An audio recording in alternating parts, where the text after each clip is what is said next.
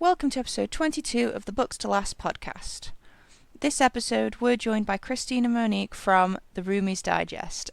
I was so excited to record this episode, and I'm so excited to share it with you. I had such a blast recording it. I think I say somewhere towards the end of the episode, but my face literally hurt from laughing so much by the time we got through. So I hope you enjoy it as much as I did.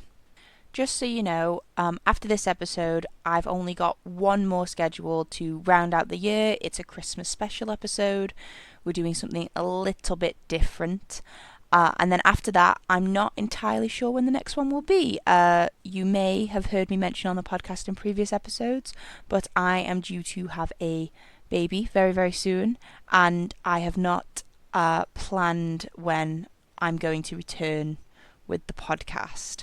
Hopefully soon, hopefully definitely next year, but yes, not entirely sure. So stay tuned, and hopefully it won't be too long. Anyway, I hope you enjoy this episode with the Roomies from the Roomies Digest.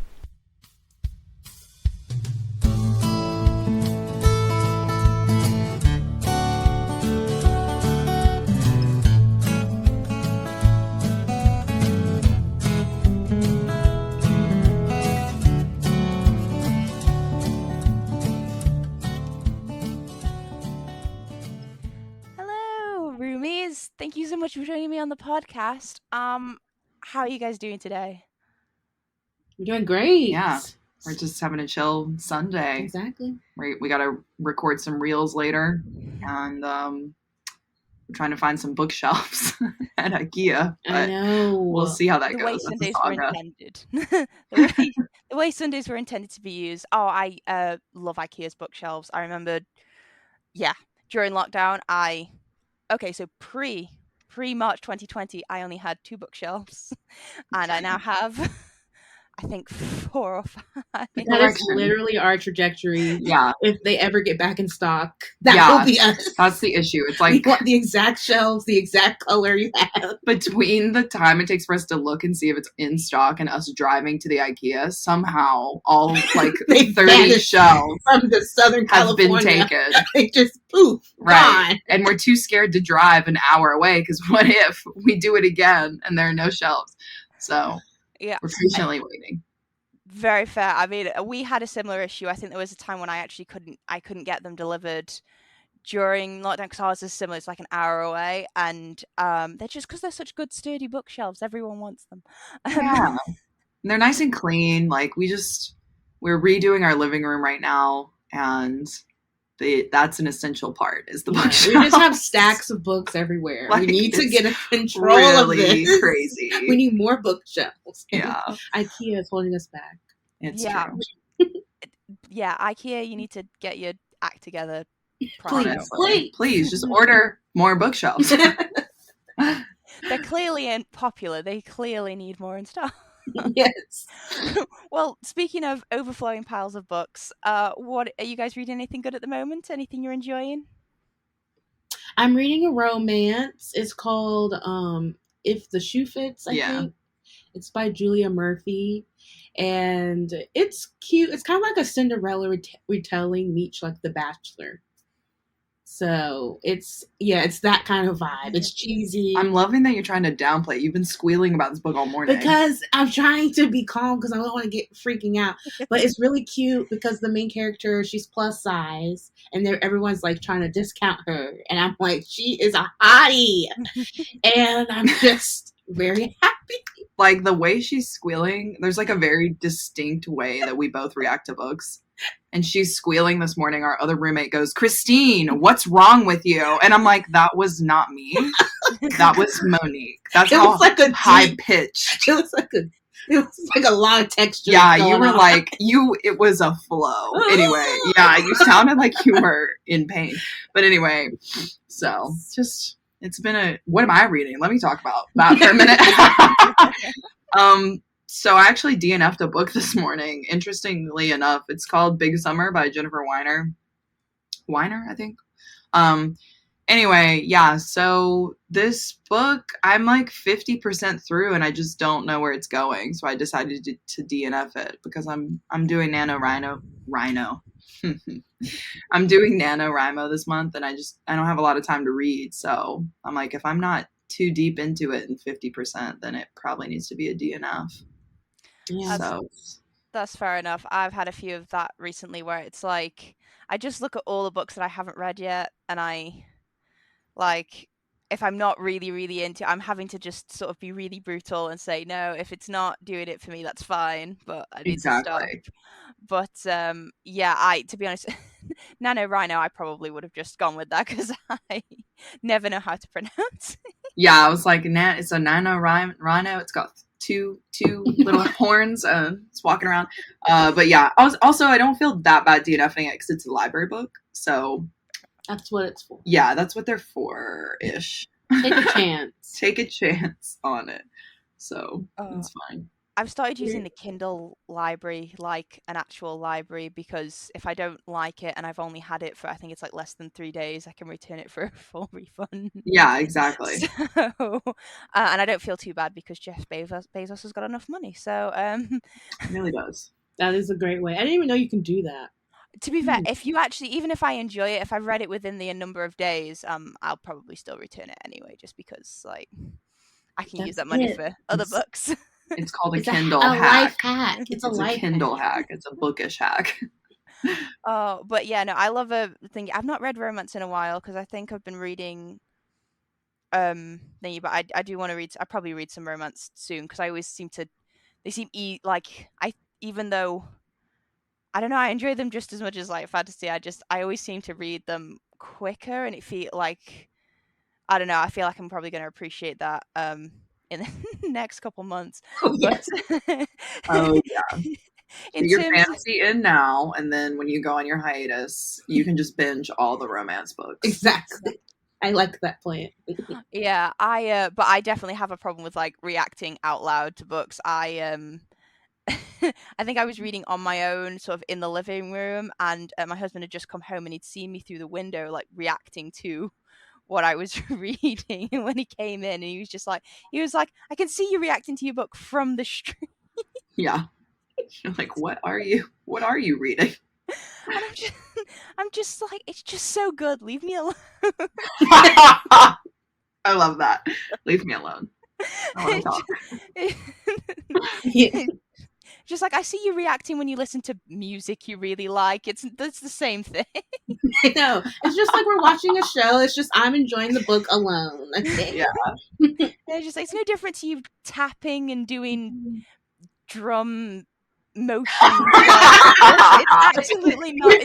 You're like, I don't even know what you do. Your reaction is just as loud as a drum kick, right? And that makes me laugh. It's just like it's completely not like any different to that. So yeah, just anyway. Yeah, no, I'm currently reading the Percy Jackson, so that's why I was reacting to it, because it's been so long since I've read the Percy Jackson books that I was just like, I'm just really enjoying like reliving them. Honestly, I read it for the first time last December, and I had a really nice time. I did audio and physical, and I did all of the books. And it was a fun time. Yeah, they're so much fun. I'm listening to a podcast that's reading them from the beginning, so I'm sort of reading along with it to have the experience and stuff, and it's just been really nice. So yeah, that's pretty much what I've been. What's your favorite of those books? Okay, so I find it really difficult to probably pick from the Percy Jackson and the Olympians 5 books, because it's really hard. I think when I reread them, I might be able to separate them more, but because I read them like in one big, as fast as I could chunk when I was a child, in my head they're the same. Everything's the same. Yeah, I do really enjoy the first one, but I think I really enjoy sort of some of the later ones. I think probably Battle of the Labyrinth is definitely one of my favorites, just because it's sort of just Percy and Annabeth and that are just amazing. So there's that's my favorite too. I was like, I feel like that was definitely the turning point of the series. Yeah. Right? So it starts getting really serious, and you're like, okay, wait, hold on. Wait, what's this romance? What's happening? It's so much fun reading them, knowing, I suppose, how it works out at the end now, because I'm sort of reading all these amazing interactions, and I'm just like, oh, you guys don't even know.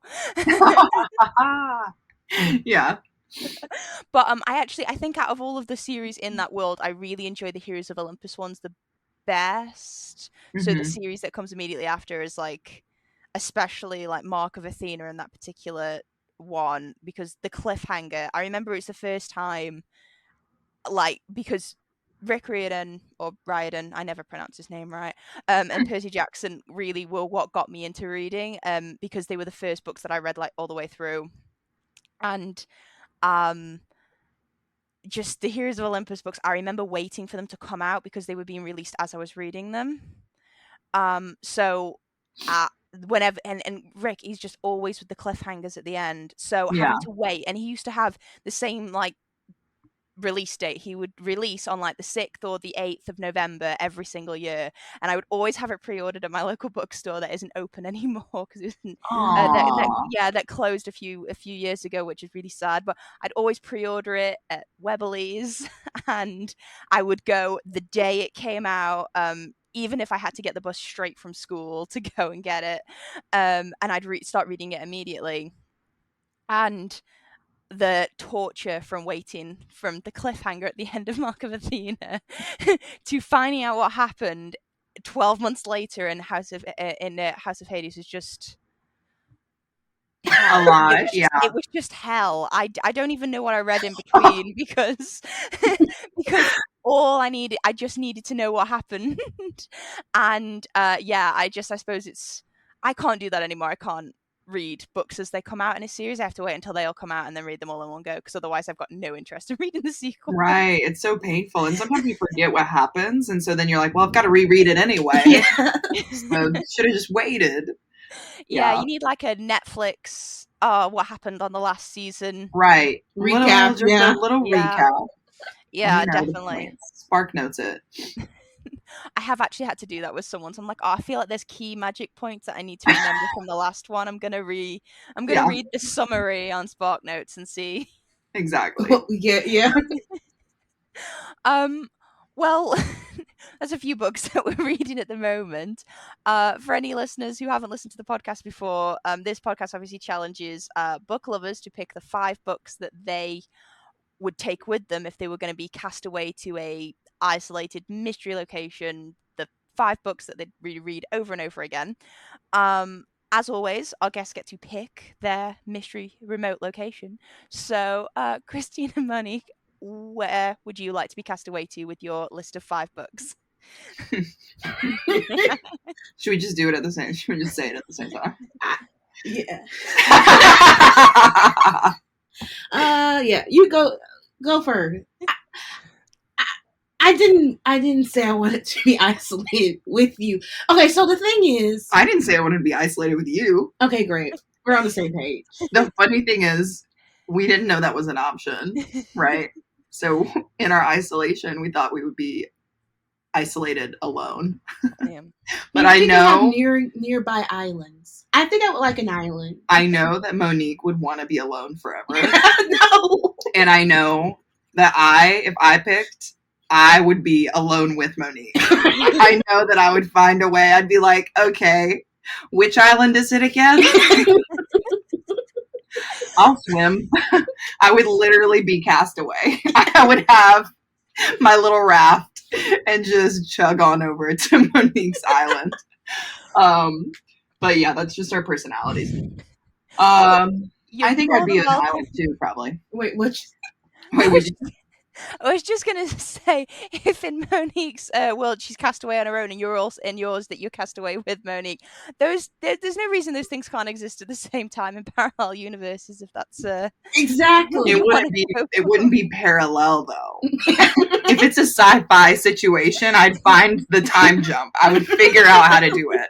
Because if I'm going to be on the island alone forever, all versions of myself have to be isolated with Monique. I've got time. Despite her. I've got time, and my will to succeed is just so strong.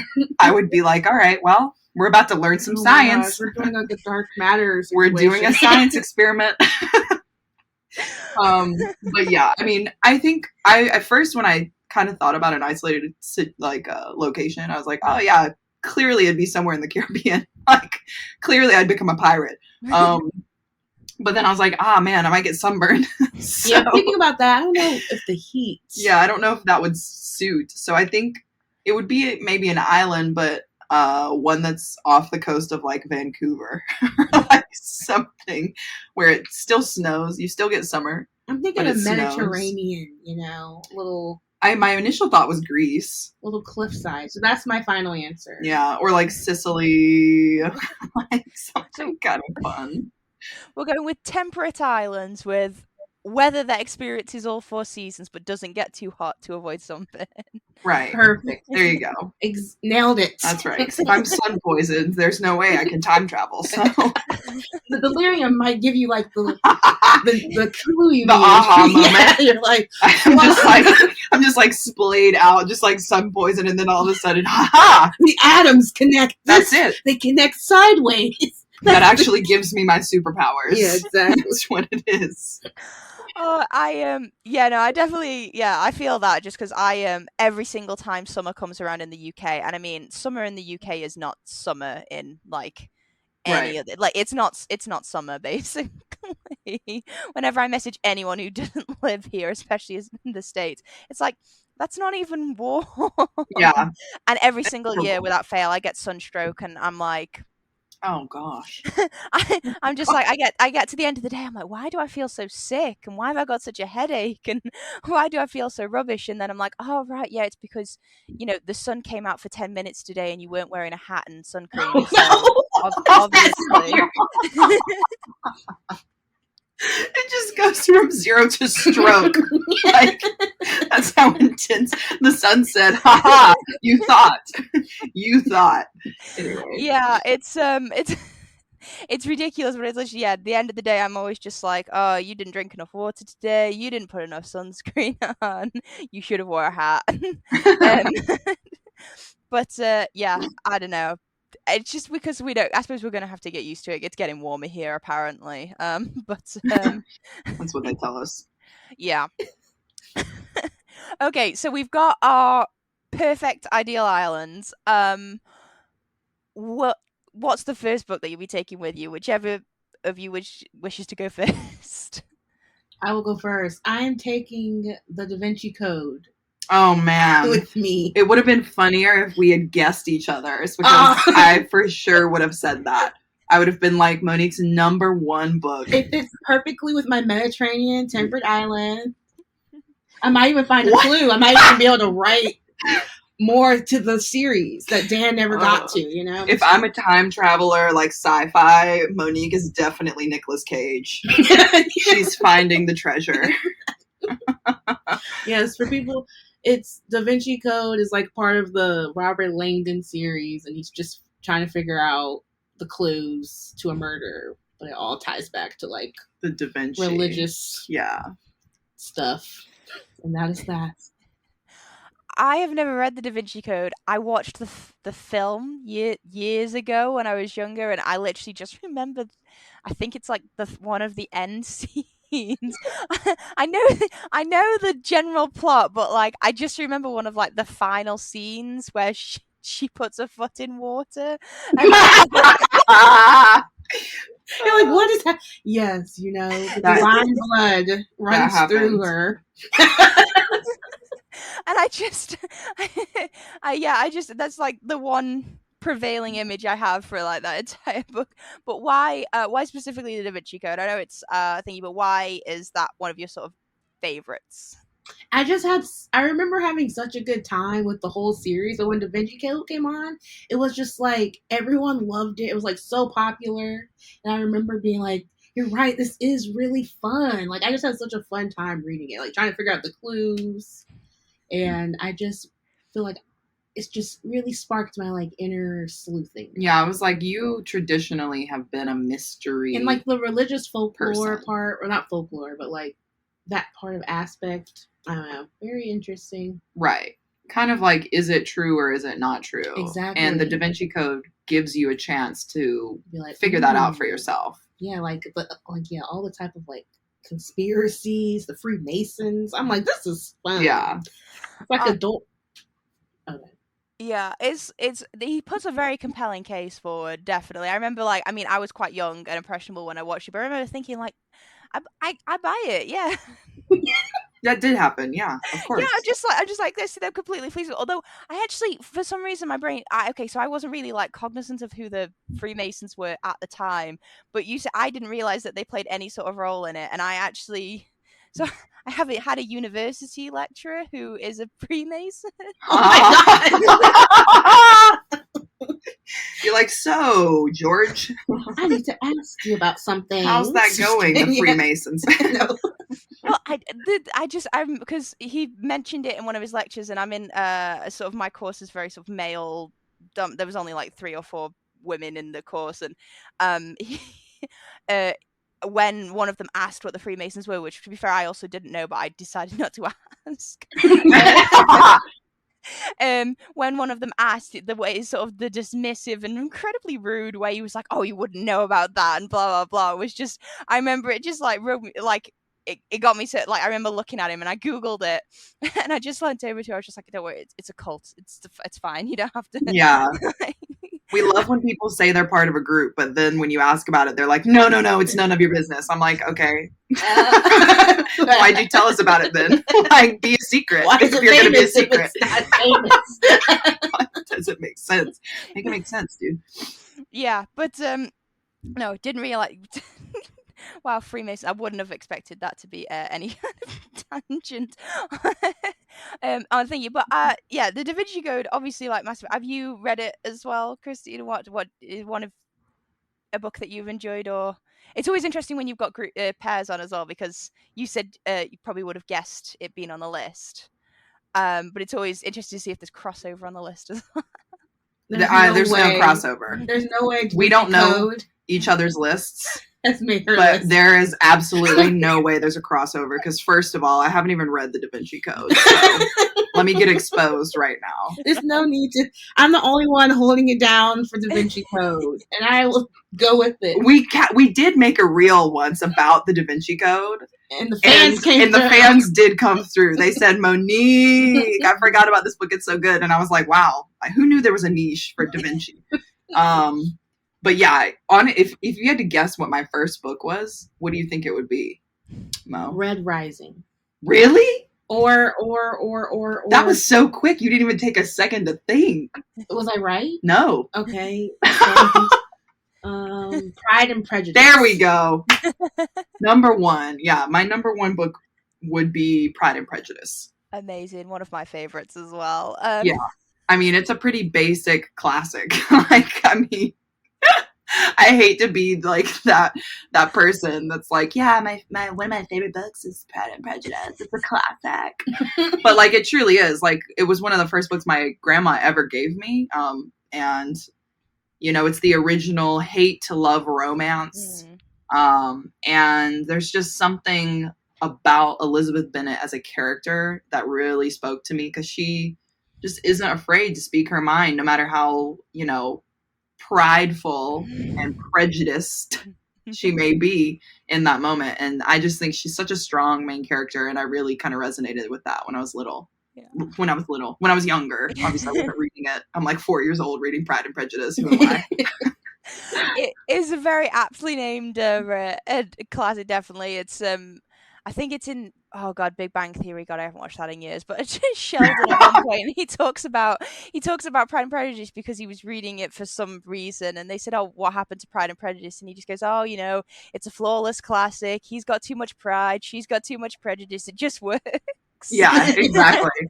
And I'm just like, yeah, it's pretty spot on. So your introduction was actually reading it, because I always find that a lot of people's introduction to Pride and Prejudice tends to be the 2005 Keira Knightley film? Yeah. Oh, yeah. Yes, I had read it before that. I actually went to see that movie. I was kind of young when it came out, and went to see that movie with my mom, you know, because we'd read the book. I can't remember if I watched the movie or read the book first. Yeah, I don't think it's required reading for like young children. So I would say you probably watched the movie first. Yeah. Yeah, I probably did. And then probably read it. But I didn't really like the movie. I don't know, unpopular opinion. But I didn't, you know. So maybe I just was like, oh, Pride and Prejudice, cool, and then I read the book for real for class. Probably. Yeah, I read it for school as well, and I've to this day still not seen the movie. Much to my friend, much to a friend's dismay, because it's one of her favorite movies. But when I read the book, so I wasn't expecting it to enjoy as much as I had. I hadn't really read a lot of classics before that. I remember just completely demolishing this book in like 3 days when I was 15, and I enjoyed it so much that I voluntarily, outside of class time, even though I knew we were going to watch it, watched the 6-part BBC adaptation drama. Oh my god. We have that on VHS at my house. My mom loves the BBC classic. Oh my god. I know what that one is. It's got who's the guy? Who's the main? Colin Firth. Thank you. I was like, he's so famous. Oh, I have seen that. I've seen part of that one. I think the girl is kind of famous too. I forget who the girl is, but like my mom was obsessed. Yeah, I've seen that twice through. There are a lot of like quite iconic British actors in that, especially so the woman who plays Mrs. Bennet plays Pam in Gavin and Stacey, which is another really popular like British comedy show. And obviously my first experience was Gavin and Stacey with her, but she plays such a ridiculous character, Pamela, as they call her, in Gavin and Stacey. So when I watched the adaptation, I remember just being I love it. Basically the BBC adaptation is so good that I don't want to watch the movie because they spent 6 hours adapting that book to screen and it's flawless. So I was just like, I don't know how they can achieve the same thing in a 2-hour movie. Also, even though I've got nothing against Keira Knightley, I've never actually really enjoyed anything she's in except for Pirates of the Caribbean, and I don't think that's because of her. Like this is I really don't dislike Keira Knightley as a person. I just for some reason, oh no, the Imitation Game. She's in the Imitation Game, and that was all right. So yeah, but like she's just not someone whose films I massively enjoy, I think. So I was just kind of like, so yeah, I am gonna probably watch it eventually. But yeah, no, Pride and Prejudice is obviously flawless classic as always. Are you a big fan of Austen generally, or is it like this specific? I've been trying to read all of Austen's books, but like I'm not quite there. I wouldn't say that I'm a huge Austen fan. No, I like Sense and Sensibility. I read Emma. It was okay. I think the thing with Pride and Prejudice is it was one of the first classics I ever read. So there's that. You know, my grandmother gave it to me, so it has that nostalgic kind of like emotional tie to it. And 3, like I really love a hate to love romance. That's like my creme de la creme of a romance trope. So I think just kind of like having it be one of the first things, it really impacted me. And having Elizabeth be such a strong main character, in my opinion, like that's the reason. Yeah. I'm not like a crazy Austen fan, but I do like classics. Yeah. So there's that. Elizabeth Bennet is a strong thing. Influence. She is. She is. I typically don't read a lot of classics, but I do like Persuasion. And I didn't even realize it at the time because I just recently figured out that I like second chance romances. But then I was like, I know. I was like, what was I like? That's so funny. Like in my youth, I was like, oh yeah, this is crazy. Yeah. But thinking back, I'm like, yes, the tropes. I'm like, they've been ingrained in me for a long time. I didn't even realize it. Yeah, you like don't even know, and then you're like, wait a minute. You're like, this is why I like things. Wait a minute. Because I like things. It's like this. That's so funny because some of my favorite classics are like Wuthering Heights, Far from the Maddening Crowd. It's like all these like they don't like each other in the beginning, right? And then eventually they get together. Yeah, it's funny because until you just said that, I could never understand. I could never understand why I have this weird soft spot for sort of, generally quite rude but usually misunderstood Right. male protagonists that, generally speaking, throw up like more red flags than you'd ever tolerate in real life, but for some Right. reason I love them in books. And I'm now realizing that Mr. Darcy's probably the template for Yes. that. Yes. Darcy is king, and that needs to be on our Mr. t-shirts. Grumpy. Yes, the It's like grumpy trope. they're grumpy until they fall in love, and then they're not grumpy for just that one person, and they're still grumpy for everyone. Yeah, I know. I love it. I love it. Darcy. That's Yeah. this. I will say one of the things about the 2005 adaptation, why you might want to watch it, even if you don't like Kira, Darcy is king.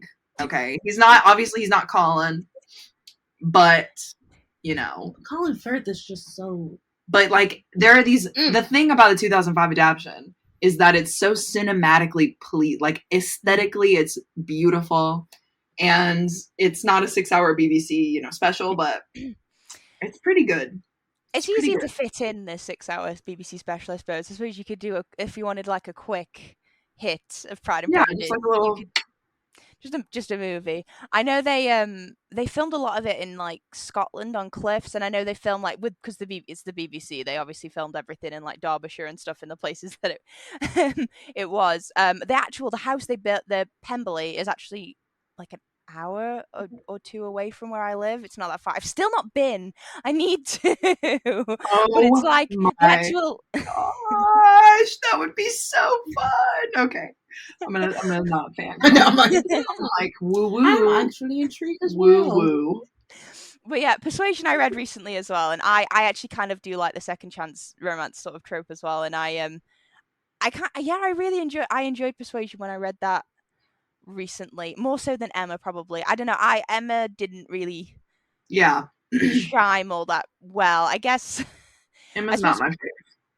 The one with the thing with Elizabeth is I always read what I enjoyed most about her is that she had this really unique way of making fun, or at least not taking the people around her seriously, the ones that she shouldn't take seriously, but they never seemed to realize that that's what she was doing, because she just did it in such a like clever, polite way that they never understood that she was kind of making fun of them. She's queen. Like her intelligence, that's probably another reason why I like her. She's so smart, right? Yeah. And I think this goes with a couple of picks on my list later, but like I like books where something will be said and you've got to really be like, okay, wait, what actually was said? You know what I mean? Like there's a little bit more subtext there.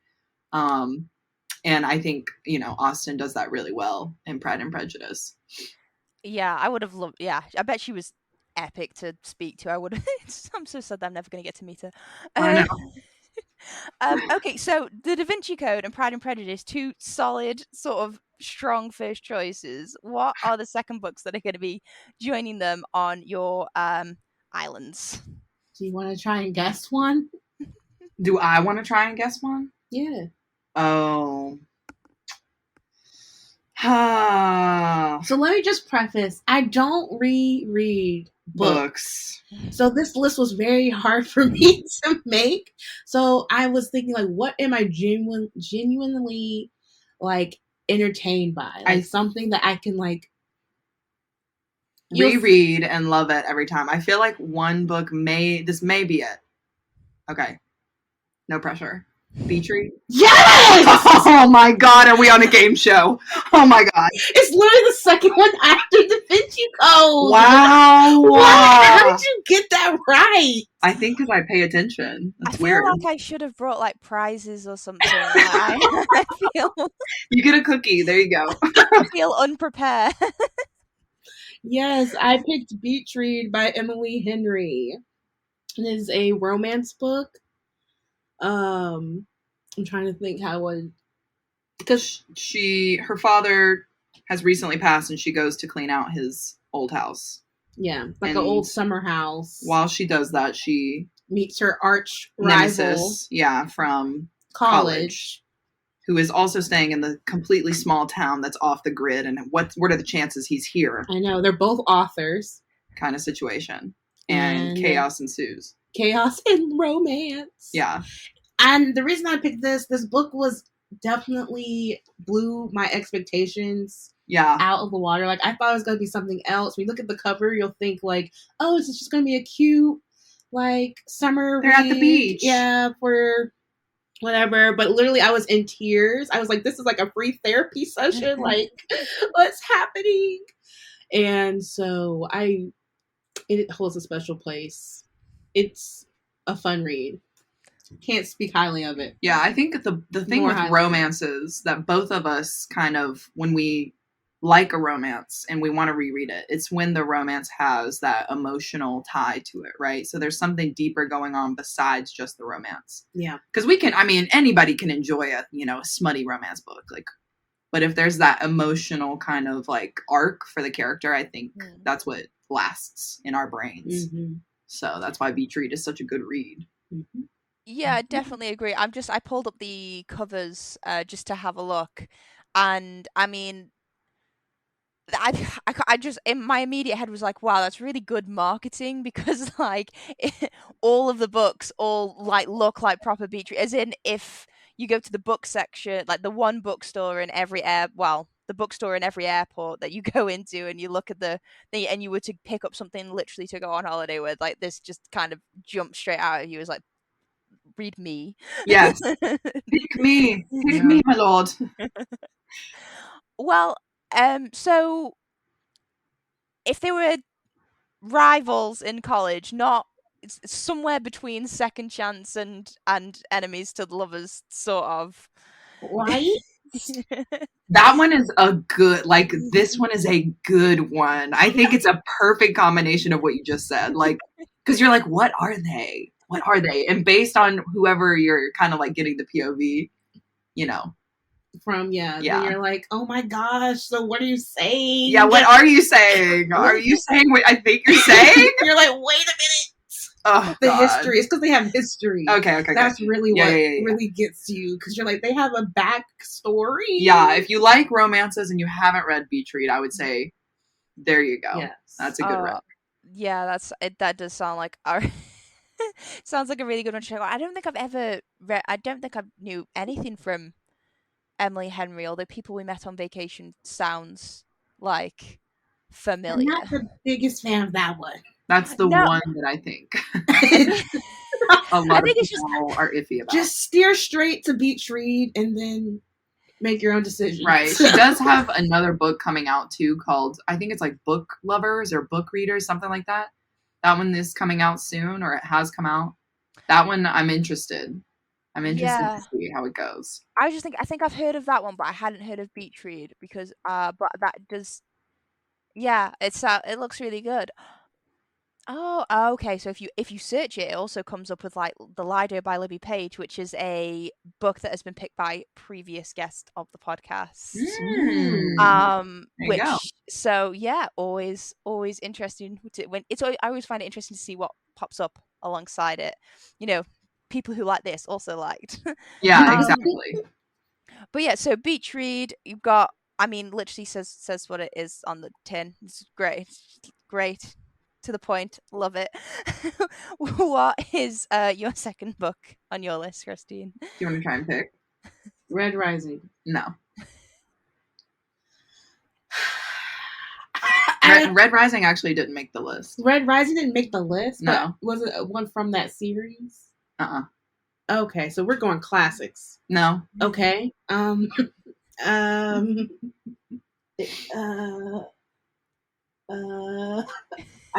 don't know. Wait. Let me just... Not one guess? Okay.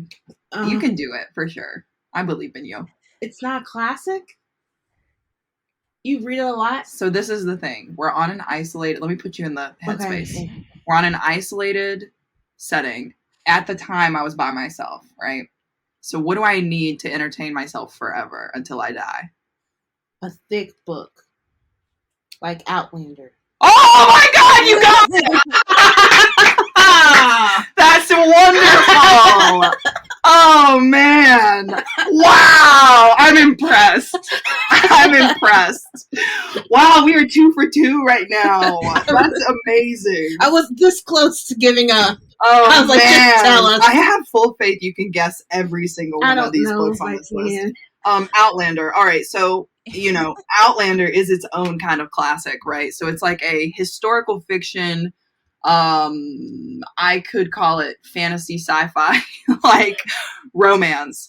But, it's like a light fantasy, like a very, very light fantasy. But essentially it follows our main character, Claire, in 1945. She gets transported through a Scottish rock to the 1745 era of Scotland. Scottish rocks, and it's just so awesome because they tie in the Scottish history and lore. And I really like historical fiction. I love fantasy. I love romance. So it's like this book is one of my favorite books of all time just because it mixes everything together.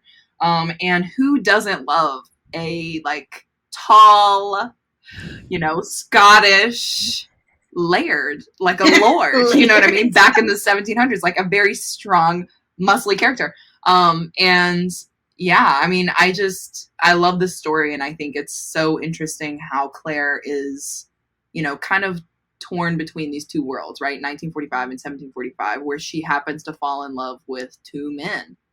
So, chaos ensues. It's one of my favorite books. One of my favorite series, for sure.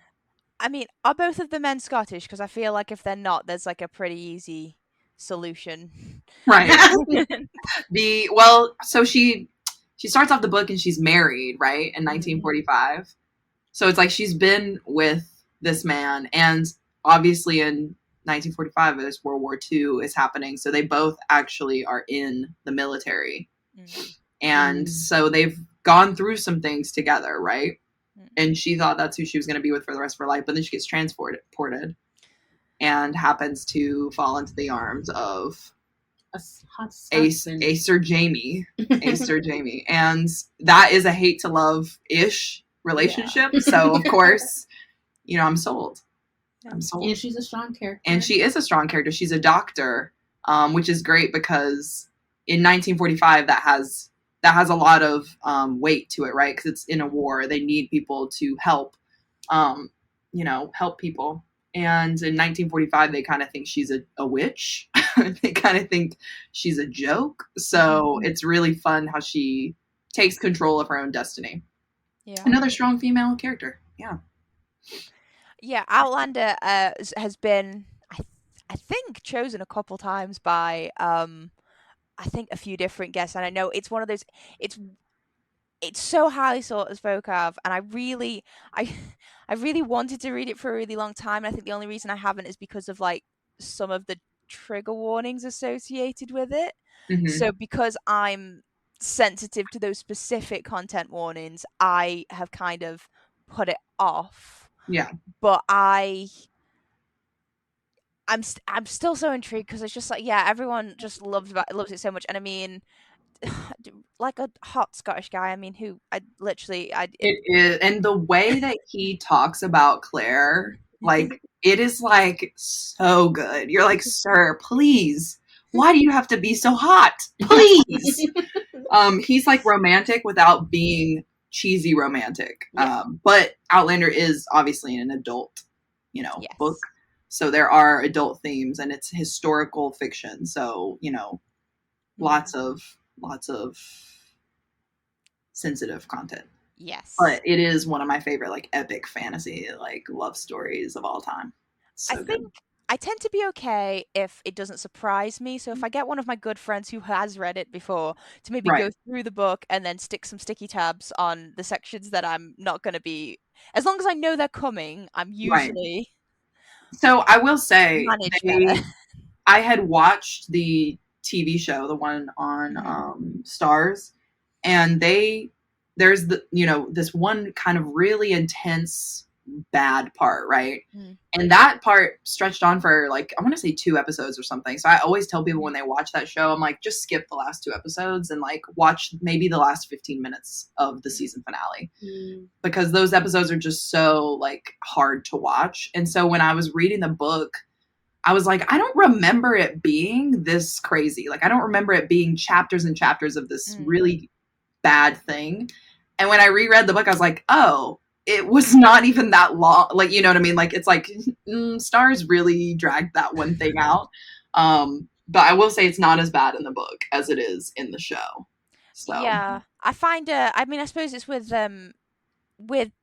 on-screen adaptions. It is. I always find it really, I suppose, bizarre which parts they choose to extend and which right, parts they choose to, not even um, address. yeah, to ignore. It's like, yeah, with so many like, especially movie adaptions, it's just so strange to see what I suppose specific directors or writers what they Right. consider to be the key themes, whereas you, as the reader, would not agree, I suppose. Yeah.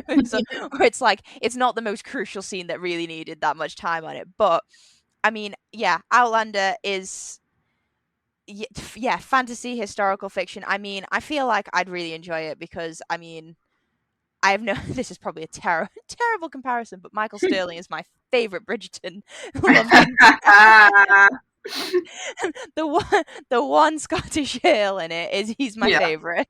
Yeah. You're like, that's reason enough. It is. Yeah. It is. Honestly. So yeah. I'm always surprised when David Tennant speaks in his actual accent because I'm so used to him having an English accent in most of the things he's in. So whenever he actually speaks in his natural Scottish dialect, I'm just like, oh, David, just talk like this all the time.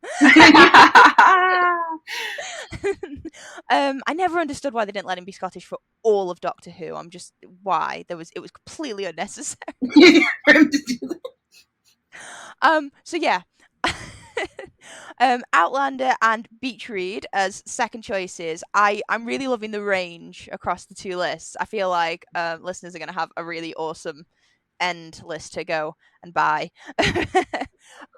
So what are the third books that you'll be taking with you? I think we should carry on the theme of guessing, see if we can try and get 5 for 5. This is where it gets tricky, I'd say. No.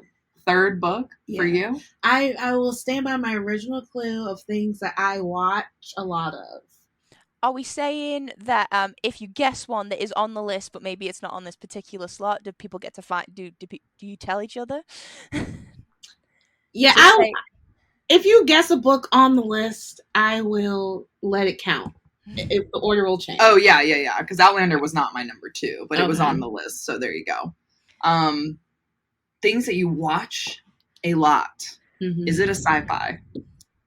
Yes. Leviathan Wakes. Yes! Okay, sorry. I'm so hyped. I can't believe it. I can't believe it. Whoa! Okay. Leviathan Wakes. I love A Space Odyssey, and this one is just so perfect for being alone with your imagination. Mm-hmm. I think for people that don't know, Leviathan Wakes just is a crazy, I don't even know how I can explain it. It's just a crazy space odyssey. Like, it has a lot of different factions. So it's like it deals with like people on Earth, then you have people on Mars, then you've got people that live in the belt around. Yeah, asteroid belt.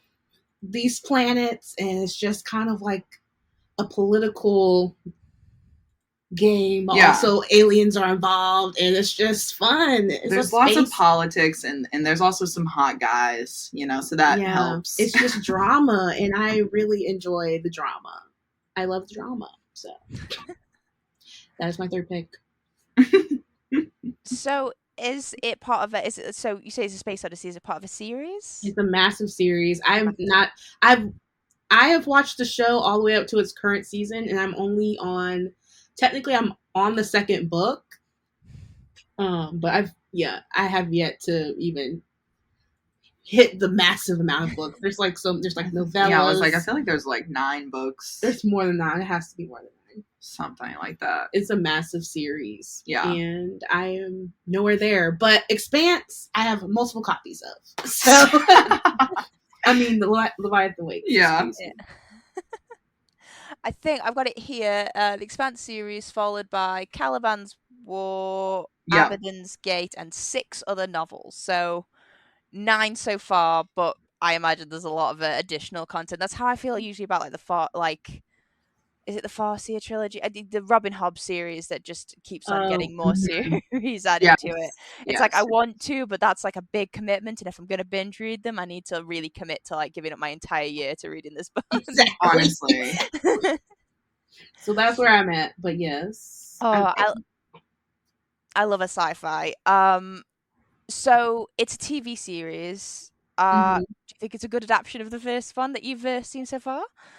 Yeah, it was great. That's what I was like. I was thinking when you were saying the scene. Like, there's just certain things that they bring more drama than there is. Like in the book, it kind of just starts right at the beginning, but in the show, there's like extra like layers of romance that was nowhere to be found. I'm like, why?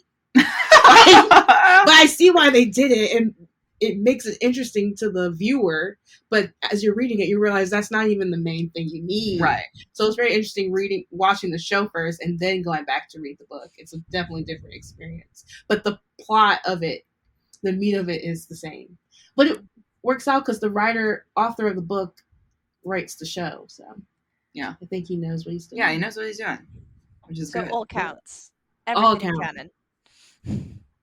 Yes. I love a space opera with like an ensemble cast and with drama and all that sort of stuff. It's like, yeah, I think that's where I like my sci-fi best. I'm not really into like really classic sort of.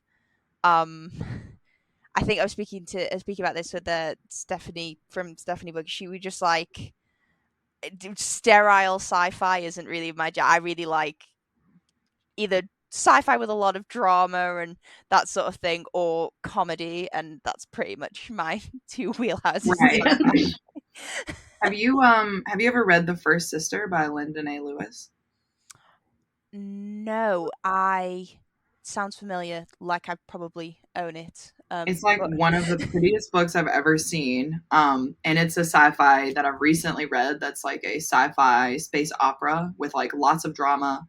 It's got LGBTQIA characters, and it is one of my favorite sci-fis. Not on this list. I still need to read obviously. It. That sounds good. But it initially attracted me because I'm definitely the person who cover buys. Like if it's a pretty cover, I'll pick it up. And I'm saying if you like a spy-fi, what am I saying? A new genre called spy-fi. If you like a epic sci-fi, I would say pick that one up. Definitely. I have made a note of it. I just had a look at the cover. I definitely have seen that cover before. It's very beautiful. I when you said it, I was like, I know that book, and yeah, no, I know that book. Stunning. Especially amazing.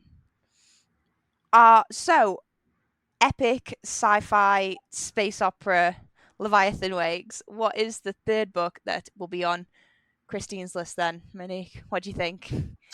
You got this. Okay. Is it something you've watched? Like, lead me somewhere. The rest of them are not adapted. But are they classics? No. No more classics? Nope. Okay.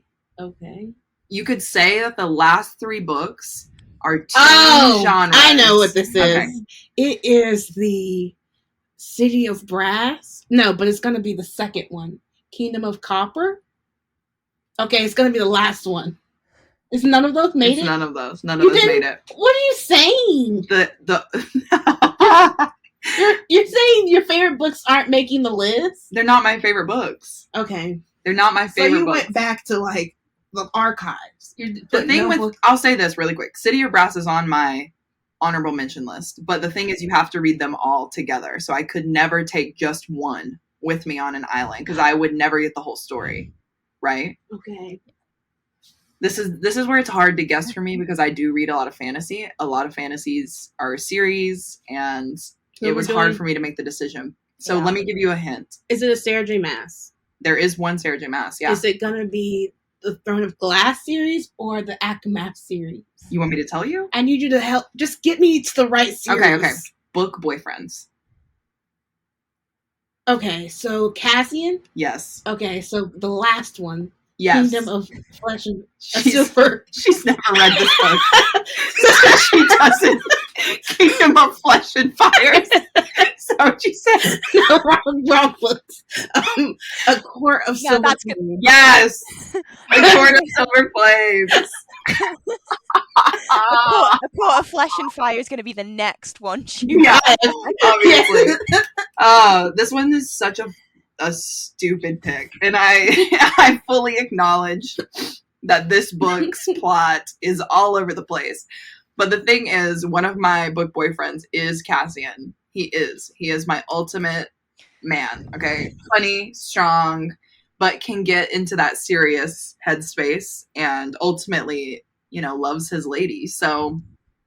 Okay. And also another theme that apparently all of my book picks have are strong female women. Yes. Nesta is one of my favorite characters that I've ever read, just because she's so strong and emotionally vulnerable, especially in Silver Flames. And I connect with her more than I do any of the other ACOTAR characters. So Silver Flames has a special place in my heart. I also wanted to bring a smutty book. I'll say it. So there you go. It feels necessary if you're going to... Yeah. I'm going to be stuck there forever. Might as well have one of my favorite smutty books. And have it try and be a fantasy. A Court of Silver Flames. I know there was it's kind of, I suppose, for people who love the series, I know there were some people who really loved it and some people who weren't as keen. I suppose it comes down to, I know I'm like this with fantasy books, especially like when you've got, I suppose, a cast of characters, depending on where your personal preferences lie on those characters, characters kind of dictates which of the books I suppose you like most, because a lot of fantasy books do tend to focus on like specific ones. So Court of Silver Flame. So how did you feel about the cover redesign? Strong feelings or? To be honest, I don't really care because I have like custom dust jackets. So, fair enough. Yeah, I'm like, I know people are so mad about it, but I'm like, the first covers were okay. I never really like was attached to them, and then the second covers are okay. They're like fine, but like, do I think the second redesign screams adult fantasy? Not really. So I think it works for me as someone who wouldn't have ever picked up. Yeah. Which I think is why they got redesigned. I was like, fine, I'll see. I wouldn't have picked it up with the fae,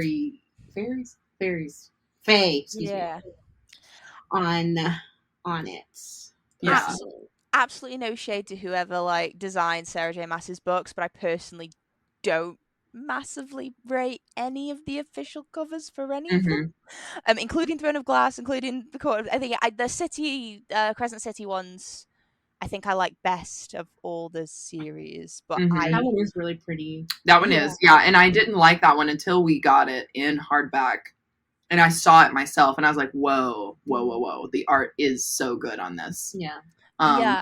But yeah, generally, I'm not like a stickler about like cover. You know what I mean? Like unless it's super beautiful, like for example, The First Sister. Then I'll be like, yes, that's so good. Never change it. But like generally, like fantasy always has kind of like funky looking covers. There are cover conventions that are being stuck to. So I just kind of like, find a dust jacket that I like from an artist that I like, and I'll change it if I need to. Fair enough. I'm very much like, I like them to match, so I don't like when they do a mid-series redesign. True. Because I like it to match. That's my one thing. And I can see why that would have made people so mad. The issue with me is when I first got those books, they were paperback, and then I started getting them in hardcover. Yeah. So I switched over anyway, and I was like, all right, well, it's fine.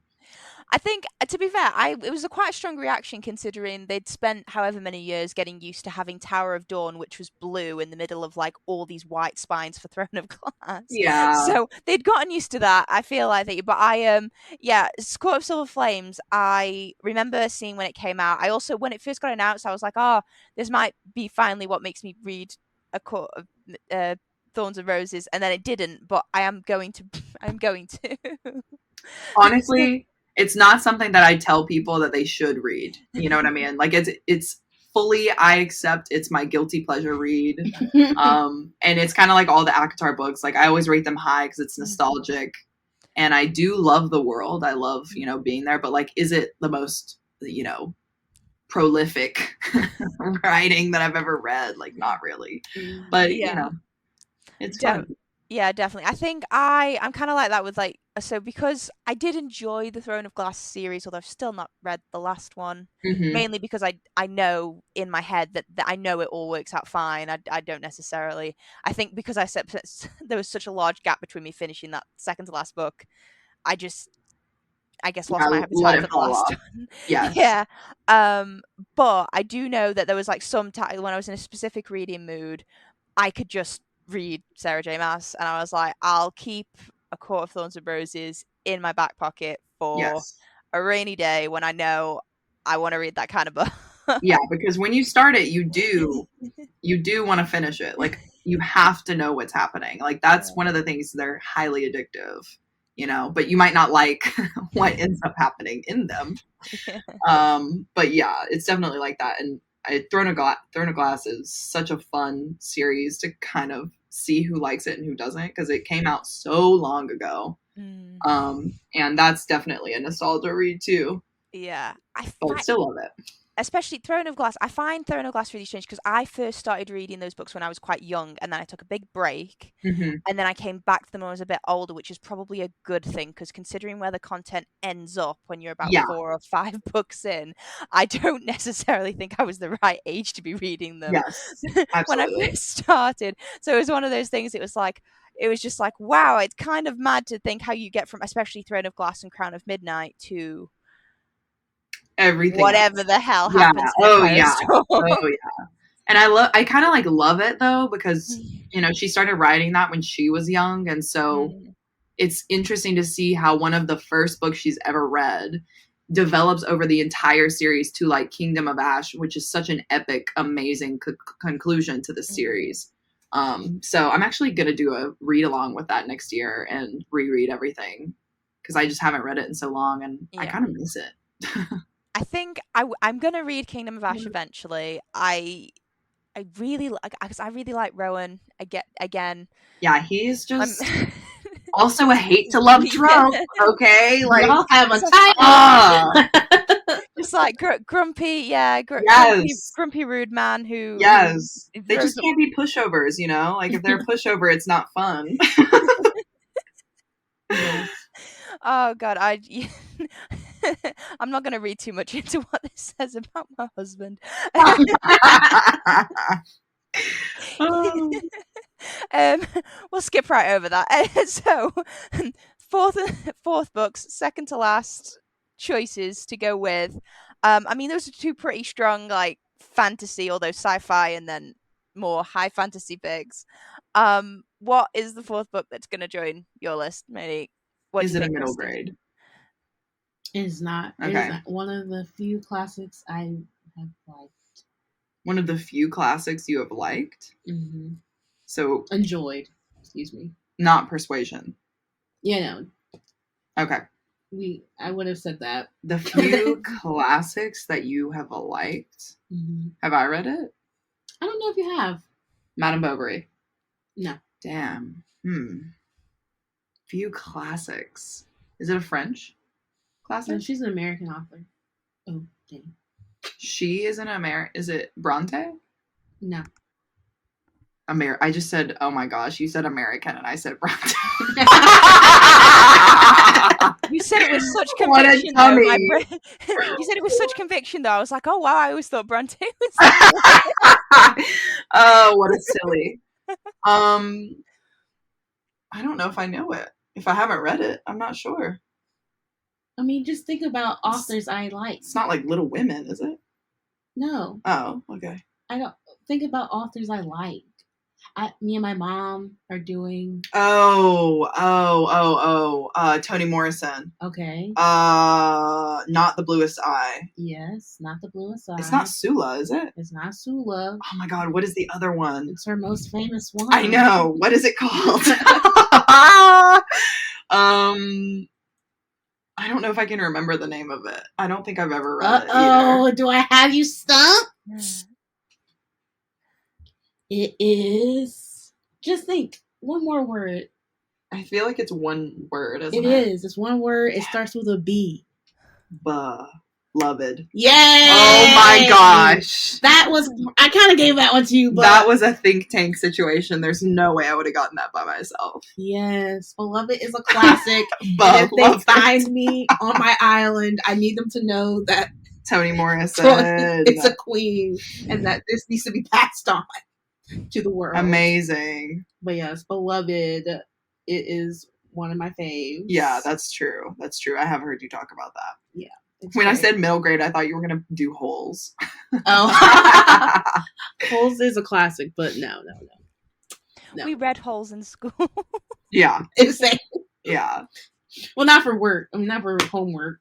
I mean, Monique just read it. Yeah. I think we read it in class, Holes, when I was like, oh god, I was probably 13, I think, when we read Holes. That's great. I would have loved that. I had a great English teacher. She was cool. Yeah. Okay, so for anybody who doesn't know, Beloved, what's it about?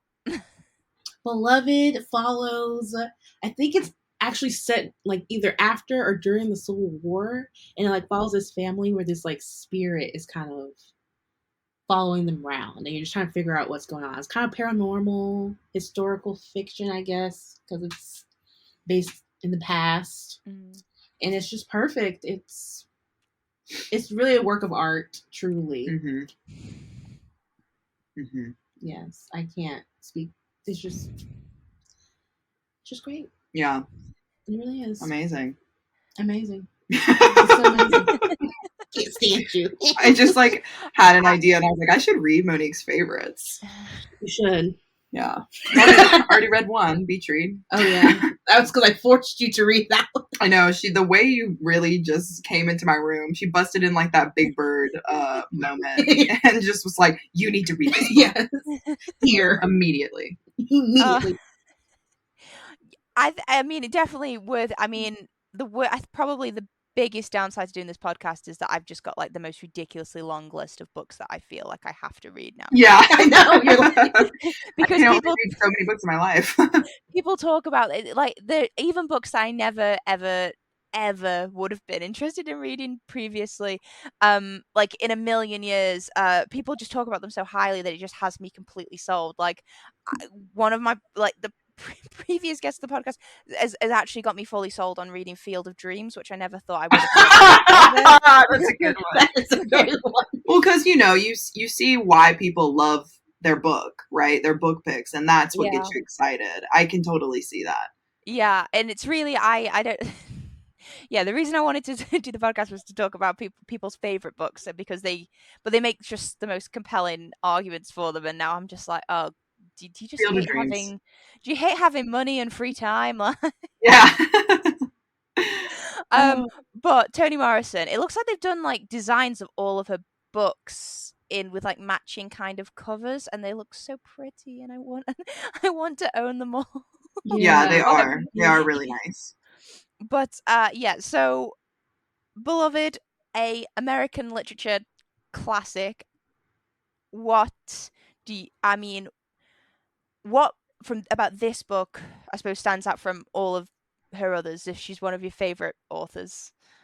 It's just, this one was such a clever twist, and like, because you don't really know what is happening until you get through everything, and then you're realizing like what is kind of like the spirit. So it's got that kind of mystery trope that you like. It's like, yes. It's got the twist that you didn't really guess. Honestly, yeah. Oh man, it's one of the ones that stumped me. Toni got you. Yeah, I know. I'm like, wow. So like to be a detective when you're reading the novels, to try and figure out others. I'm so bad. I'm really bad at not knowing them, because either they'll completely blindside me, and I won't even know that there's like a twist coming. I won't have even. Or they'll sort of just they'll consume me so much that I'll either read it really quickly, or I'll end up like trying to find like an explanation for something and then accidentally get spoiled, or all sorts of, I'm not very good with mystery. I need to read more mystery novels. I really do. But yeah, Beloved, have they adapted this for screen? Just because I thought when you said it, I thought that sounds familiar. I'm not sure if they did. I don't think ever seen anything. No. I think I might be thinking about, so I could very well be thinking about something else. I feel like they might have, and I just never watched it because I was like a child, and it just never came up. They have. Oh my gosh, that's so They funny. literally have, and I'm pretty sure I never watched this movie. But this, I have seen this. You have? Yes, because it has Oprah in it. Oh, it was like recent, kind Wow. of, wasn't it? No, it's from the 90s. Oh, But it's like something I like. It's like when I was a kid, I wouldn't have known. Yeah. But like I never like fought back because it's not like the classic movie in like Black Households is like The Color Purple. You know, that's the one. yes. Everyone yes, knows yes. The Color Purple. But yeah, Beloved is also classic, but it's not. The movie is. I don't know. I didn't remember that movie existed. Interesting. I think some classics exist better in books than like films. I know I definitely enjoy a lot of my classics more as books than the adaptions. And I don't somehow when a new book is adapted into a TV show or a film, I'm always sort of more invested in how well they're going to do it, whereas when it's a classic I almost don't care because it feels like such two separate things that it's just like, oh well, it's never going to be the book, so Yeah, Right. Yeah. exactly. Exactly. just don't even consider it. Yeah. Yes. Okay, so Beloved by Toni Morrison, almost guessed it. What do you think Christine's fourth pick is going to be? Okay. It's probably a middle grade. No. All right. It is an adult fantasy book. No. Okay. It's an adult historical fiction. No. It's an adult book. It's YA. Okay. So it's YA. Go ahead. And it's a YA fantasy. Okay. It has a movie franchise? Nope. Okay. I wish it did. I wish it did. Okay. So it's been made on TV. Nope. Okay, never been made on TV. YA fantasy book that you own all the copies of? What do you mean? That I own a copy of? Yes. It's new? Newish. Okay. It's written by a woman? Yeah. Legendborn? No. Okay. Oh, I wish that had but it's written by a woman. Mm-hmm. Okay. It's got a white cover? Ember in the Ashes? No, not Ember in the Ashes. Okay. I mean, my hint to you would be Book Boyfriend again. Okay. Just a different one. Different author, though. Different author. Book Boyfriend, different author. And I think if I had to give you another hint. So Kingdom of the Wicked? No. What? I'm so sorry. I meant I hated that book.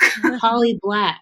Holly Black. Okay. But she We're writes close. She writes a lot of books. She does, but there's only one series I read by her. I know, but I don't remember the title. They all blend in. They don't all blend in. They're all stand out. I just don't realize the fantasy. Cruel Prince trilogy? Cruel Prince trilogy. Which one? Okay. Which book? Cruel Prince is the first one. Okay. And then Wicked Kingdom. Wicked King. That's the second one. Is it that one? Is it? Okay. All right. The third one is, what's it start with? The letter. Really narrow it. It's Queen. Queen of Nothing. Of Nothing. Is the choice. No, it's not. Wicked King is the choice. Why did you do that? Why did you do that? I just want to let listeners know that Christine has quite the poker face. I had no idea which it was. Yeah, it's Wicked King. Oh man, it's such a fun book. Okay, so this is an interesting pick because I think a lot of people either love or hate the Cruel Prince trilogy, right? Because they're either like, there's not enough love, romance, and then other people are like, there was so much tension. How could you not have seen that? And I think this, goes along with the same theme that I've kind of been saying the whole time. You've got a strong female lead. There's a hate to love romance, and there is a lot of subtext. So I think Holly Black does a really good job of saying something And then you as the reader kind of have your job of being like, okay, but what did you actually say though? Because I'm picking up some fun things in this book. And The Wicked King, it was kind of hard because I love this trilogy. But The Wicked King, I think, showcases Jude and Cardan's relationship, as well as some of my favorite things in a fantasy book, which is the political intrigue. And that's kind of what this trilogy is known for, right? There's so many flip-flops and plot twists and crazy things that happen. And I think The Wicked King is just such a good second book. Like, if I had to pick a book out of a series to pick, that is definitely one of my favorites. And it's in contrast to the final book, because I don't think we see, like, it's more like Jude centered. So I think the reason why I picked the second one is because of the relationship between Cardan and Jude, and there are just some spicy scenes in there. I'm like, oh my god, it's so good. But yeah, definitely one of my favorites. So it sounds to me like people's opinion of how much romance there is basically rests on how much they enjoy. I suppose I had the word begin with like on page. Yeah, I suppose it's like romance. like pining and suspense and Right. tension and all that sort of stuff. It's how much you prefer that as opposed to like actual overt. Right. This is romance. It's happening. Right. Yeah. And I think that's the thing. It's like, it's like when you rate a book, right? So your expectation, if it's super, super high and your expectations don't meet that, you're going to rate the book lower. Mm-hmm. So I think if you go into The Cruel Prince thinking it's for political intrigue, and then you see the romance and you're like, wait a minute, a minute. This is iconic. It's not just cute. It's iconic, because if there is a true hate to love romance, Cardan and Jude have it. They literally hate each other. And I think it's funny how a lot of people say, well, these are my 5 top hate to love romances. And then you get these like kind of like lukewarm hate to loves, but like the Cruel Prince trilogy is the epitome of hate to love. And I think that's why, I mean, it's one of the reasons why I love it so much, along with the political intrigue and the fact that Jude is also a strong female character. She's so amazing. I love that girl. I feel like, like sort of hate to love, enemies to lovers is like, as a romance trope, it kind of comes with like subcategories of, there's like enemies to lovers where it's like the Romeo and Juliet, you're from different sides of one sort of historical argument, and then you've also got hate to love where it's like, with like you described, they actually hate each other, and then you've got rivals to lovers where it's more like an intellectual rivalry where you just and it's like there's so many different categories of it, and I suppose it depends very much which ones you prefer. I mean, I personally like all of them, but like it depends on very much on which ones exactly like. Yes. And I think another thing, this has nothing to do with hate to love, I just like thought of this though, but I think another reason why I like this series so much is because Jude doesn't have any powers. She's a human. And this is set in like a fantastical like fairy world, right, where people can hurt her and control her, and so she has to use her brain and her intellect to kind of outsmart people, and that's one of the best things about this trilogy, I think. Oh, that's so interesting. She does that. I didn't know that, and it's so interesting because especially with YA novels at the moment, they really, if they're gonna have a female protagonist, they really don't like giving her, she's got to be the only one of something, she's got to be something special, she's got to be the secret princess with powers that can be unlocked once she finds the love of her life, who is a 1,000-year-old vampire fairy, but she doesn't know she has the strongest ability, yes, it's a complete surprise until she gets thrown into a trial, and then she's got to fight for her life. Exactly.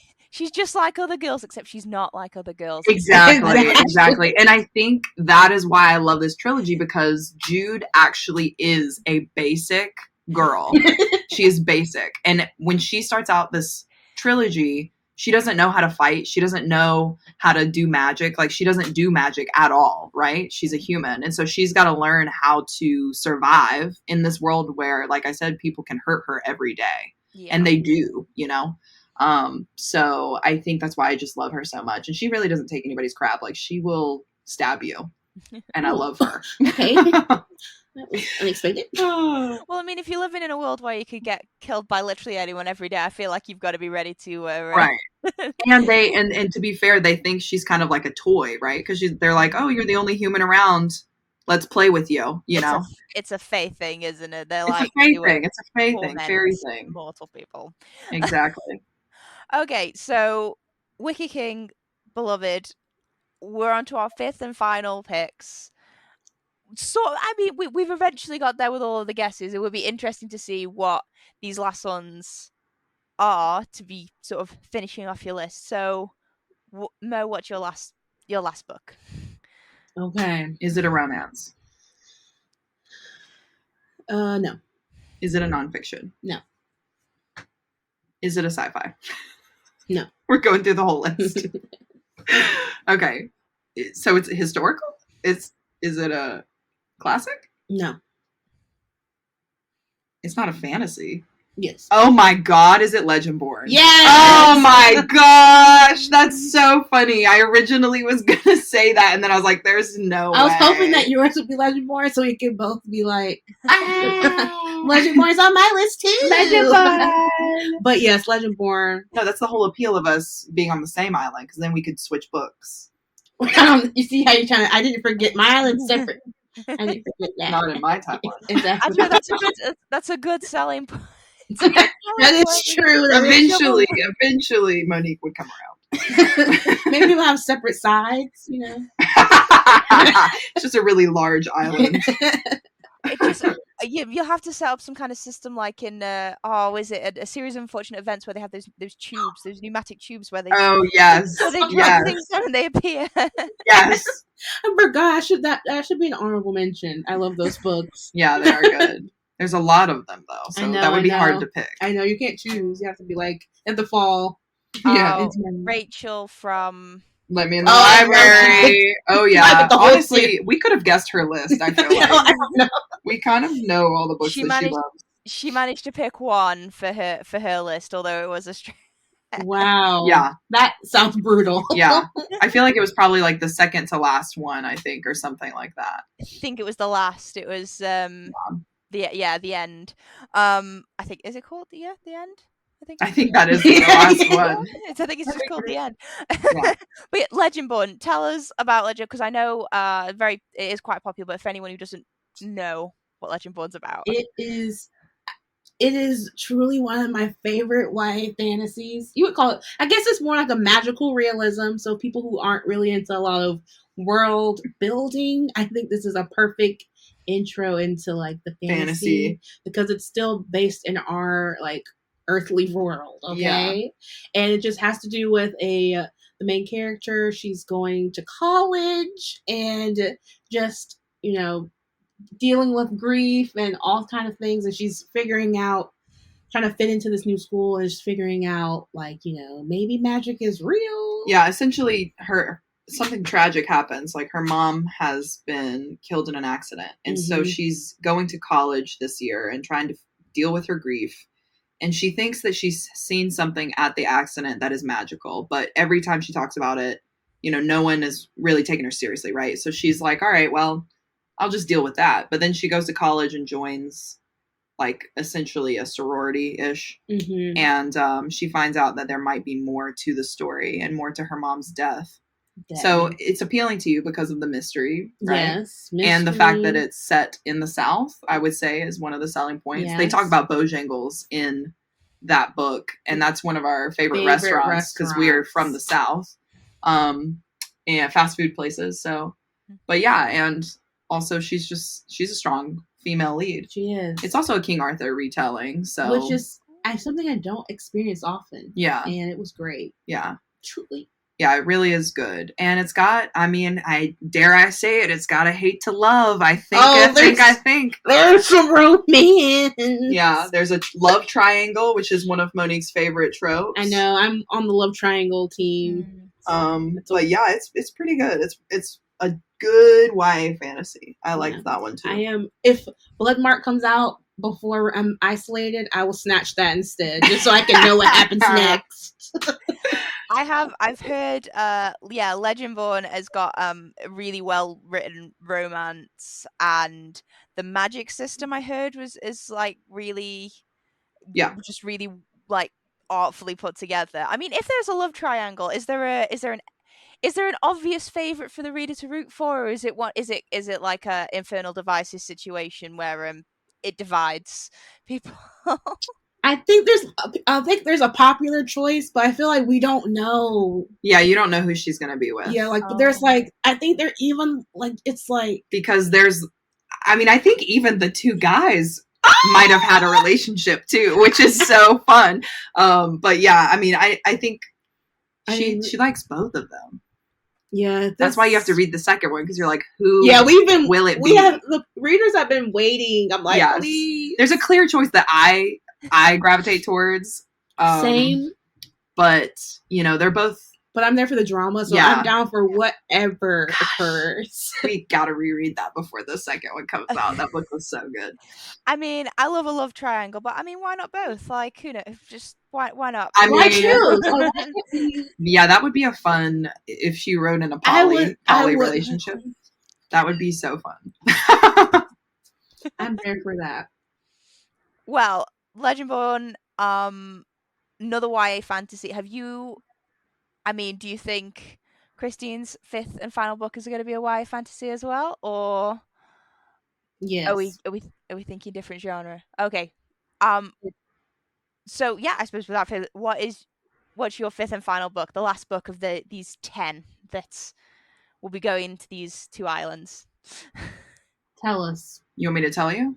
I mean, yeah, you can tell us. It's not a YA fantasy. Yeah, tell us. I won't. Okay, my fifth and final is The Bride Test by Helen Wang. Oh, dang it! Yeah, you could have guessed that. I could have got that immediately. Yeah, that sucks that you really gave that away. It's fine.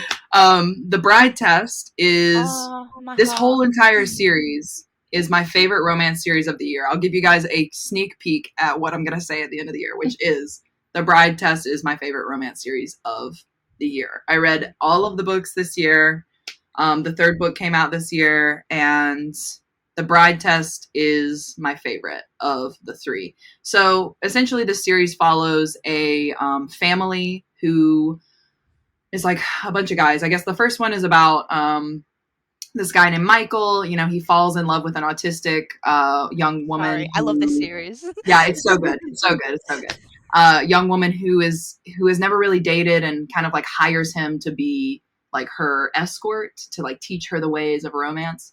The second book follows oh my god, I'm thinking about Quan. The second book follows Kai, who is our autistic main character. He's the cousin of Michael, and he gets in like this fake dating kind of like arranged engagement situation. I don't even think they know what situation. I know he has no idea, but his mom essentially goes and gets him a wifey, a fiance, and he is not about it because he's resigned himself to kind of like live alone forever because he is autistic and he has trouble kind of forming relationships and things, where people can actually understand him and like who he is. Yeah. So that's the second one. And then the third one, The Heart Principle, follows Anna, who is our third autistic main character. And she goes through a really tough emotional arc in this book. Mm-hmm. And Quan, who is the cousin of Michael, the brother of Kai, he is there for her. But yeah, let's talk about The Bride Test. So The Bride Test, like I said, follows Kai. And I think I love this one because of the fake dating. It takes place during the summertime. Kai is just this really smart guy. Like, he's smart. He's to the point. And he's autistic. And this is one of the major reasons why I love him so much. I relate a lot to him and his character and kind of like his emotional arc and like his issues, because he has gone through his own tragedy. The family has gone through where their cousin got in a motorcycle accident when he was younger. And at the time, he didn't really cry. He didn't really show emotion. Because that's just like how he was dealing with his grief. And so throughout this whole book, it's kind of like there's this cute romance, but also the underlying factor of him trying to deal with what he's going through. And it is just so good. I loved it. Ugh, I loved it so much. And I just love the romance. Yeah. It is so good. Yeah, Kai and Esme are just good. I love it so much. Especially since Kai he literally does not want her to be there. And she's like, well, I'm here, so guess I'll just make myself at home. I love it so much. Yeah, this series has like a really special place in my heart because I read The Kiss Quotient a few years ago, just after it came out. I didn't really read a lot of romance at the time. I'd seen loads of hype, and I basically just like after seeing the hype saw it was available for request on NetGalley, so I just requested it on a whim, managed to get an e-arc, and back when I had my blog, and I read it, and I was not expecting it to have like the profound effect on me that it did. Because I had always sort of accepted different parts of my own personality as just, I suppose, disparate, separate things that were just part of me that I suppose I just kind of learned to deal with or cope with or that sort of thing. And then after reading Stella's story, it kind of got me asking so many really personal questions that I was just like not ready for, especially in like a romance book that is just an amazing romance book. You don't have to relate to it on any other sort of level. Right, exactly. So there was that, and so when the Bride Test came out and it came, like I got the pre-order and it came straight through, I just read it immediately. And yeah, Kai is he's just the most amazing main character, just because like he's resigned himself to the idea that he doesn't feel emotion, basically, because that's what someone's told him. So he's decided that because he doesn't experience emotions the same way everybody else, he's just decided he must not have them, because that's the only logical explanation he's sort of come to. And to see him go on his journey and that sort of thing is just, it's kind of heartbreaking but also amazing, because like, and Esme helps without like literally without even trying. She doesn't understand what she's doing, she just kind of goes on her own instincts. And it's just such a sort of compassionate character in a way that most people wouldn't be. And I just think I never really read the acknowledgements usually in the back of books. I always read Helen's in the back of hers. Me too, because it's always based off her life. The one in The Heart Principle made me cry. Like when she was talking about it, I was like, oh my God, Helen. Yeah. But yeah, The Bride Test also, I mean, I love all these books, so it was really hard to pick one, but that's the one that it like went straight to my heart, right? Yeah. Arrow to the heart. And there is a really nice scene with Quan in this one, which I can accept. Right. Yeah. Like there is a scene in there where Quan is like, you think that you don't have emotions, but I know for a fact if like something happened to me, you would be there for me. And the fact that you care about that and you don't necessarily show it, that means something. And like F everybody who tells you it doesn't, because like you're my brother and I love you and I know you love me. You might not say it, but I know you love me. And so it's just like so impactful and emotional because similar situation. I feel similar. So anyway, it's just so good.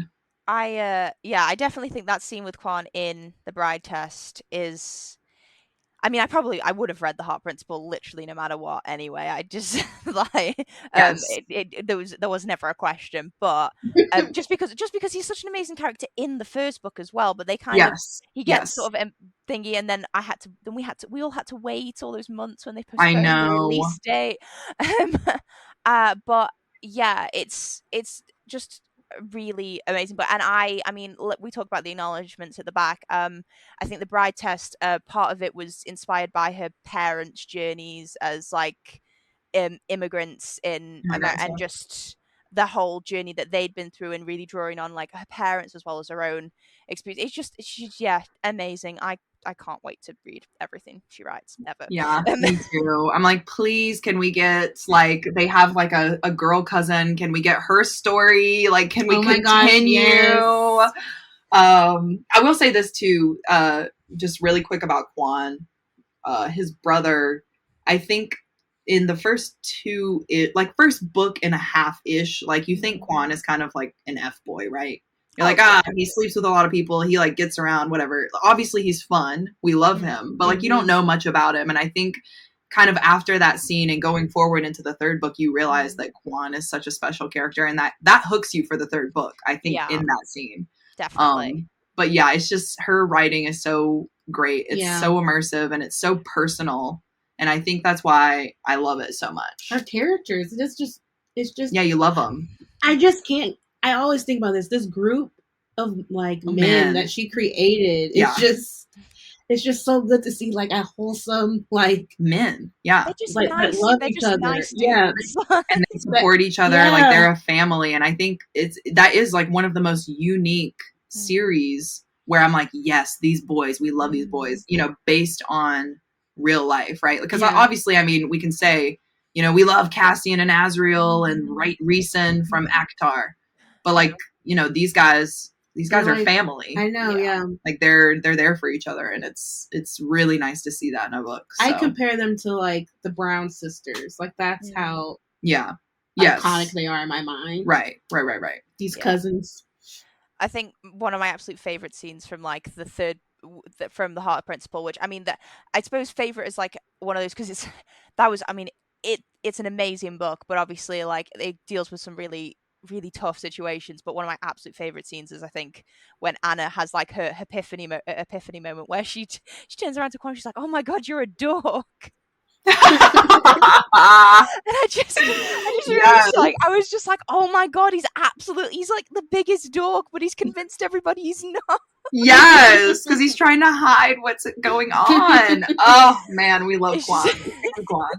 It's just how she just fully just like look. She's like, I think she's looking at his she's looking at his tattoos, and she literally just looks him right in the eye, and she's like, "Oh my god, you're a dork."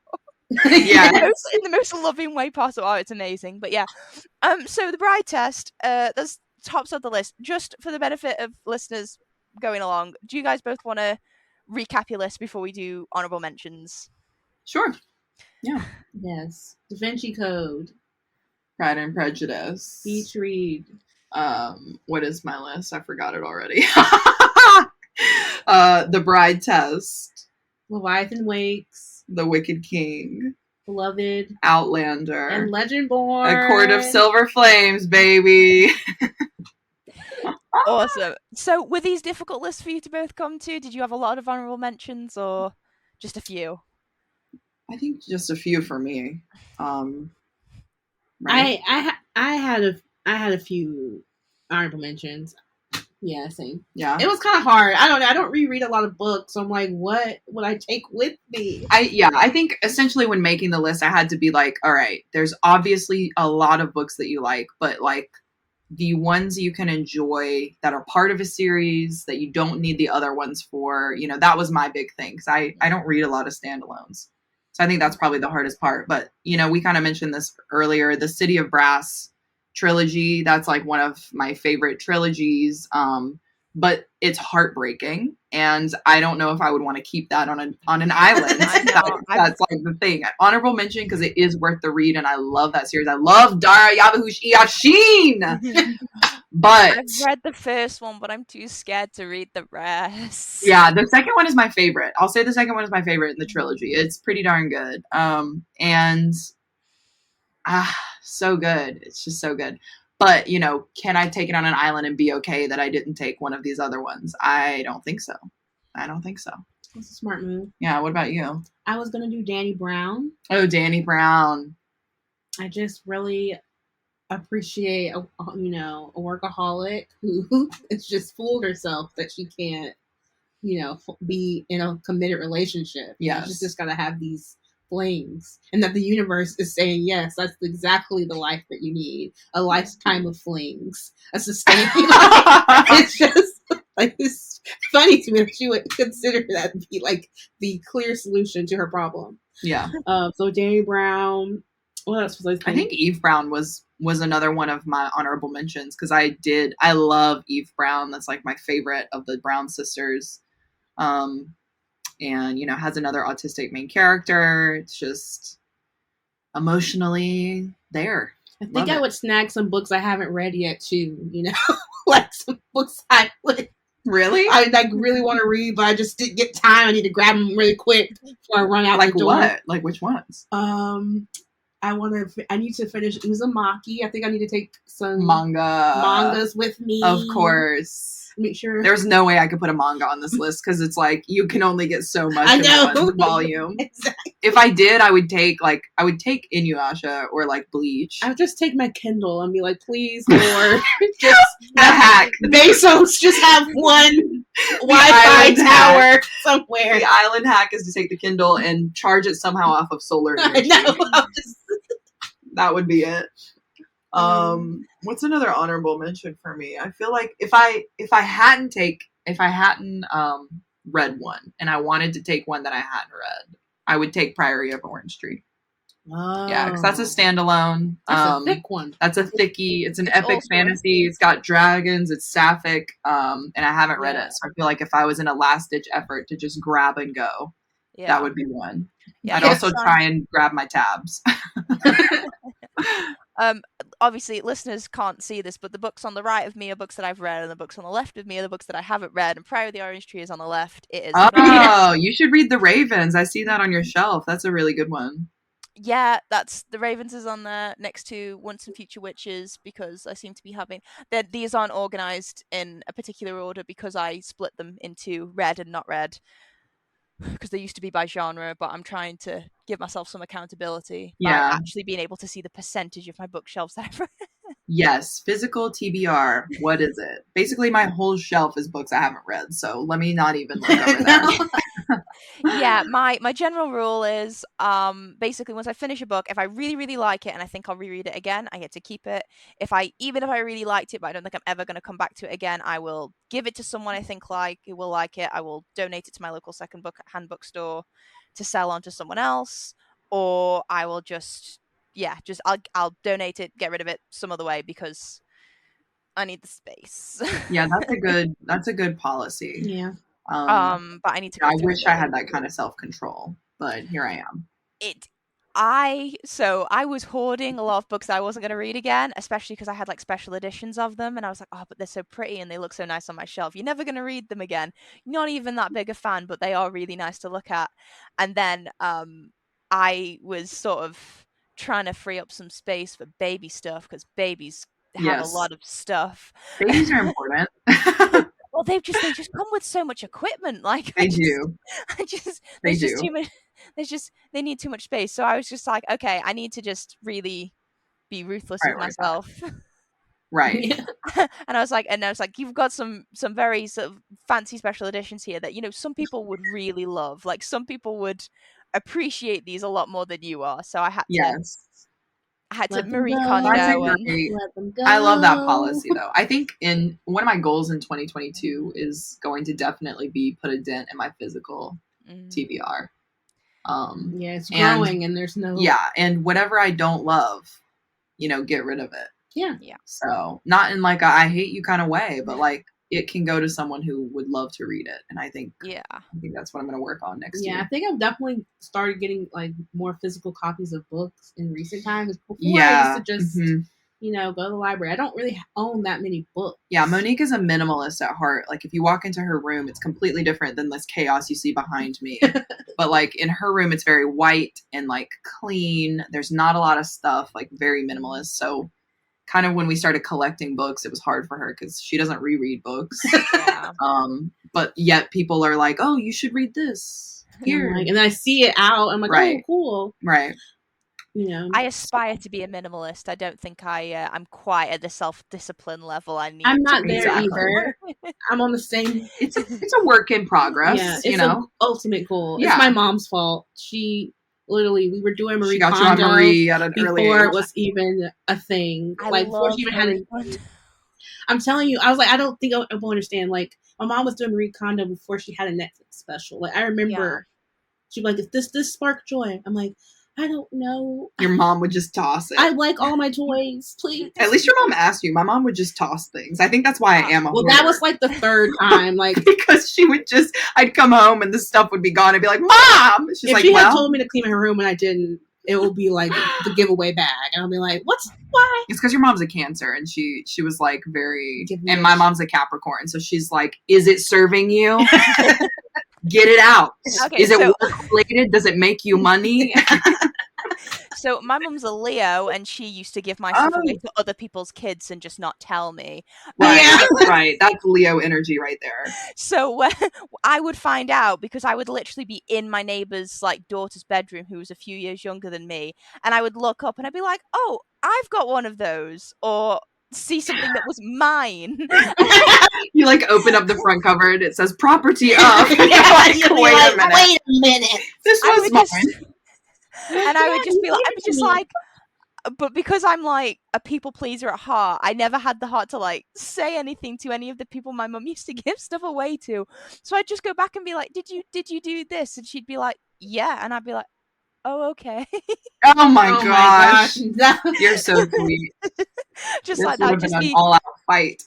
That'd just be the end of the situation. But I mean, oh my god, so many things. Not even like, it wasn't restricted to just inanimate objects. It went to pets, just everything. If she didn't want it in our house anymore, it left. Oh my god, I love that. No. Oh, the amount of pets that me and my brother had that quote unquote passed away of a cold. Oh. I wasn't aware parrots could get colds, but oh my god. You're like, oh, okay, that's awful. Yeah, but anyway, sorry. Childhood trauma, not the space for it. I'll save it for someone else. Welcome to therapy. Yeah, but so those all your honorable mentions, or any others that you wanted to give a quick shout out to that were just really edging. I'm not a big rereader, to be fair. I don't understand. Like, I'm not particularly fair with the podcast because I don't reread a lot of books. No, I think I mean, maybe Catcher in the Rye just to have it. Oh gosh. But like, I don't really need it. Yeah. I mean, there are things, of course, like there was one, I'll say this. If I had to pick one kind of like smutty romance book. Don't you dare say what? Credence? No. I wasn't going to say Credence. I did like Credence. Don't get me wrong. That was good. But the one I read recently that I'm kind of stuck on is The Sweetest Oblivion. And it's a mafia romance. Oh. The only reason I didn't include it is because it's not quite long enough. Like, I wanted kind of chunkier books to bring. But that's an honorable mention because I had never read a mafia romance before. And that book is so good. I highly recommend. Highly recommend. I don't think I've ever read a mafia romance either, I think. Honestly, you don't know you like it till you read it, and then you're like, wait a minute.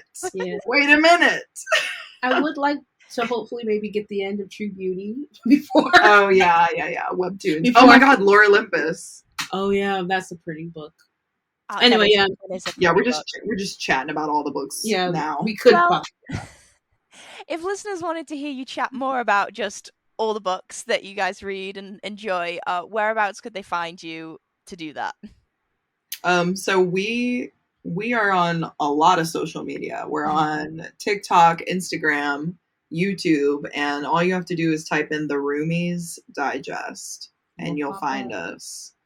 Yeah. So yeah, we make funny TikToks and reels, and we talk about books online. Yeah. And we get on each other's nerves. We do. Yeah. If you like this chaotic energy and you want to see it at least 5 times a month, follow us. Well, I highly recommend listeners actually do go and focus. Well worth the follow. Everything that you guys put into all the feeds, YouTube, Instagram, all that always makes me smile, cheers me up on whatever crappy day might be happening. So I definitely recommend it. So thank you so much for coming on and sharing your lists. It's been so much fun. My face actually hurts from laughing. If listeners wanted to follow the podcast on social media, we're at Books to Last Pod on Twitter and Instagram, mainly just sharing episodes from the podcast because I'm rubbish at social media. I'm very bad. It's a job. It is a job, okay? And people who are good at it, I commend them. Yeah, I just like it's hard. So if people wanted to follow us on social media, is there where all podcasts are found, which I presume you know because you're listening right now. But yeah, listeners, thanks for listening. Roomies, thank you so much for being on. It's been so much fun. And yeah, until next time, bye for now. Bye, guys.